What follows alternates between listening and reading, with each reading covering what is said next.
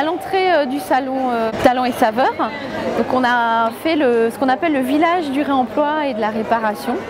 On a une trentaine de structures qui sont présentes ici sur le salon. Il y a des artisans réparateurs et puis aussi des associations qui présentent leur activité. Donc on a une tri, qui est une ressourcerie à Quingé. Il y a le Café des Pratiques aussi qui présente ses activités. Le Fab Lab des Fabriques qui fait des démonstrations d'impression 3D. On a aussi Envie-Franche-Comté qui fait tout ce qui est réparation et vente de matériel d'électroménager d'occasion. Emmaüs aussi qui est présent sur le salon. Et puis évidemment le Cyber donc, qui propose différents ateliers, des ateliers zéro déchet. Et puis après on fait aussi de l'information sur la gestion des déchets. Puis on présente aussi les couches lavables. On propose des ateliers zéro déchet. Donc là il y a un atelier de fabrication par exemple de lingettes lavables. Donc pour éviter les cotons jetables. Donc voilà, donc les gens peuvent repartir avec leurs petites lingettes. On propose aussi de fabriquer des sacs à vrac. Donc ça en fait c'est pour ne plus utiliser d'emballage pour mettre ses fruits et ses légumes. Donc voilà, c'est des petits sacs en coton tout simples et qui peuvent être réutilisés, ce qui évite les sacs jetables. Voilà, on a aussi un atelier où en fait on va proposer de fabriquer, en fait c'est ce qui remplace le cellophane. Donc c'est des tissus en cire d'abeille enduit et ça permet en fait de conserver les aliments et de faire l'effet hermétique.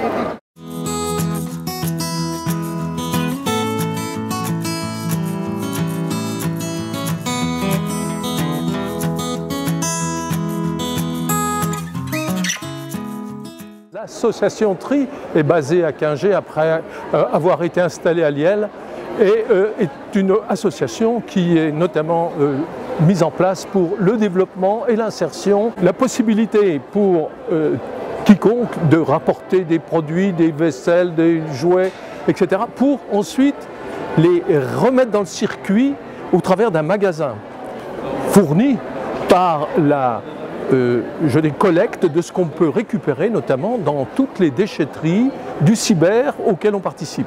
Aujourd'hui, on a voulu, si vous voulez, ne pas montrer complètement les activités de tri, mais au travers de deux exemples, que sont la récupération des livres et de la vaisselle, un petit peu comment on pratique.